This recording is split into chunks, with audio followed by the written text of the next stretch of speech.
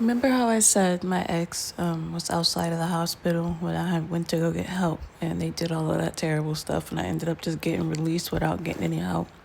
And he was on the phone and said that somebody already came and paid him to do what he did to me already and now they're about to off me so that he can get the rest of the money.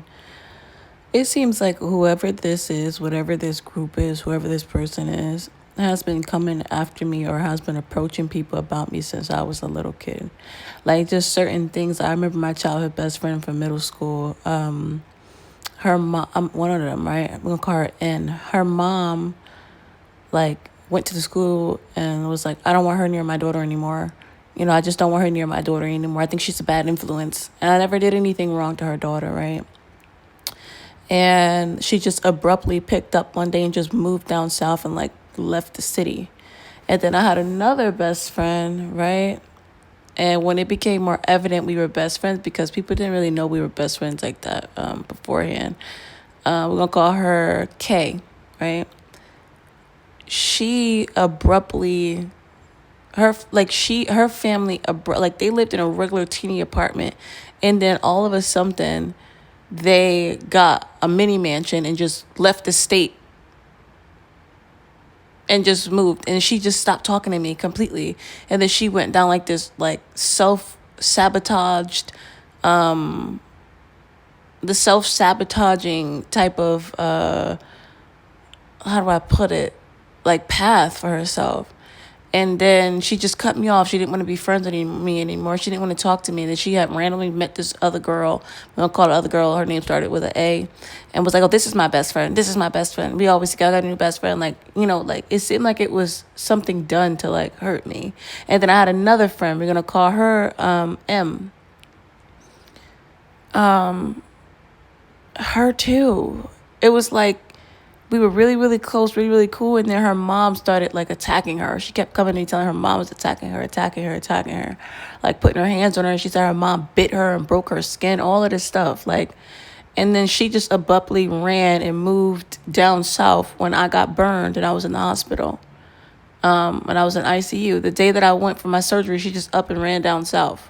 She was there for a while, and then it was like she came back and then she just cut me off. Like, no friendship, like nothing happened between us, the same thing. And she just went and she moved with somebody else, and she went down like a self-destructing path where she started like abusing substances and stuff, like hard stuff. And she started hanging out with different people, and she didn't talk to me anymore, and she wouldn't call me. It's the same thing that repeated. It's like like somebody has been like removing my best friends from me, and it's like the same path. They up and they abruptly move. They all did the same thing. Like they abruptly move, and like there was some sort of like maybe like a payment exchange somewhere. Even the situation around me getting burned was very freaking weird. Like I said, it was just extremely weird the way that it happened. It shouldn't have happened. It was one of those things that was just like, what the freak? How did I fall and all this water fell? Like a lot of y'all don't know, I'm a first, second, and third degree burn survivor. I got burnt from my face all the way down. I had first degree burns on my face, which healed up first. On my neck too. Second degree when you start moving from my chest down to my stomach. Third degree on my stomach. Third degree on my hip. Second on my on other parts down there. First on my feet and my hands and my arm, it was a deep second degree burn. Even that situation was weird. And then the guy who I was with, he left left me in the hospital and never came back. Like he just disappeared on me. The one ex that I had before this ex, he was very abusive too. Like the last time we seen each other, he almost excommunicated me from the earth.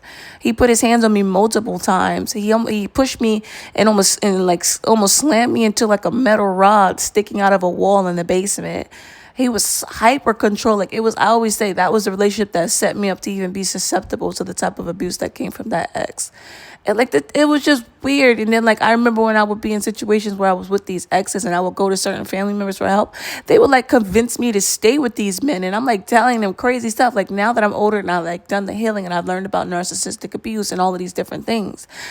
Like, oh God. And even like growing up when I was younger, like I was locked. Like I said, I wasn't able to leave out the room. I was forced to stay in the back room. I couldn't go outside. I couldn't be with my friends. I couldn't do extracurricular activities. It was horrific. Like I was mistreated. Like